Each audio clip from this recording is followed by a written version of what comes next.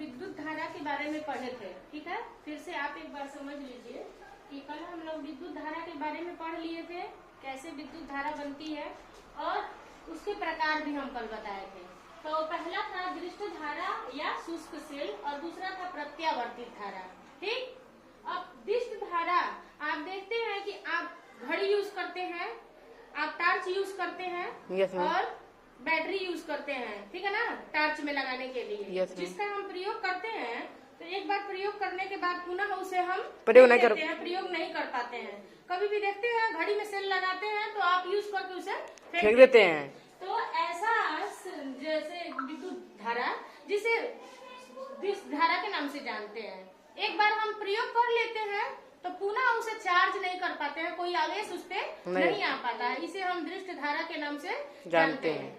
और प्रत्यावर्ती धारा जो हमारे लाइट पंखा चलता है, टीवी जिनसे चल रहा है, जो हमारे बिजली घर से आता है, ठीक ना, पावर स्टेशन से जो आता है, ये होता है प्रत्यावर्ती धारा। हर दिन ये हमारे पावर स्टेशन से हमारे घरों में आता है।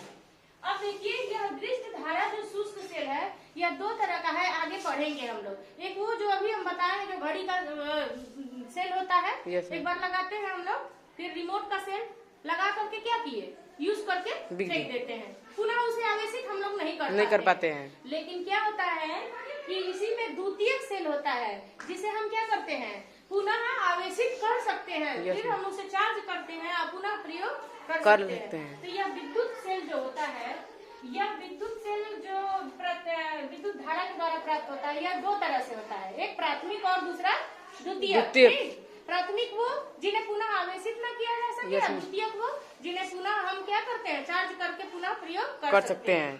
तब ये जानिए कि ये तो दो प्रकार हो गए बिजली के, ठीक है ना, विद्युत धारा प्राप्त करने के। लेकिन दोनों प्रकार को हम कैसे कैसे प्राप्त करेंगे, ठीक। तो पहला है यह विद्युत सेल और दूसरा क्या है, विद्युत जनित्र या जनरेटर। जनरेटर के बारे में आप जानते ही होंगे, शादी ब्याह में आता है।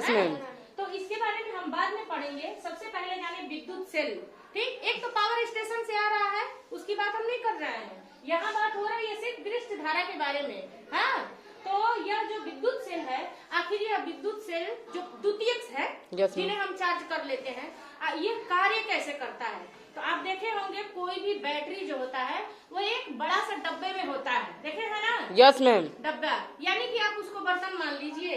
तो कोई भी सेल बनाने, विद्युत सेल बनाने के लिए सबसे पहले हमें एक बर्तन की जरूरत पड़ेगी, ठीक।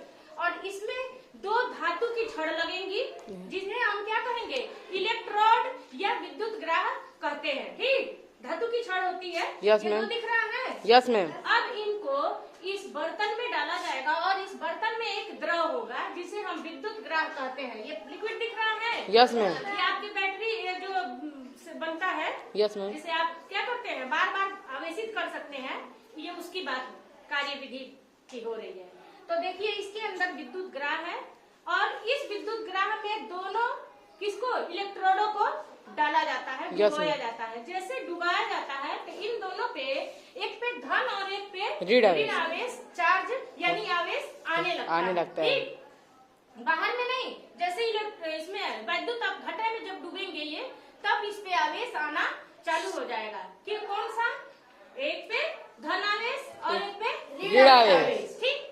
और धन आवेश को हम क्या कहते हैं, एनोड के नाम से जानेंगे और ऋण आवेश को कैथोड के नाम से हम जानेंगे। अब इन दोनों पे इलेक्ट्रोडों पे धन आवेश और ऋण आवेश, एनोड और कैथोड आ चुका है, ठीक। Yes ma'am. और अब आ गया, अब हमें विद्युत कैसे प्राप्त होगा, जब जैसे ही हम इनमें तार जोड़ देंगे, यस मैम, तो क्या होगा, इलेक्ट्रॉन क्या करने लगेगा, आने लगेगा, आ जाएगा और हमारे पास विद्युत की सप्लाई होने लगेगा। ये है हमारे विद्युत सेल की कार्य विधि, ठीक है ना। Yes ma'am. समझ आया सबको। Yes ma'am.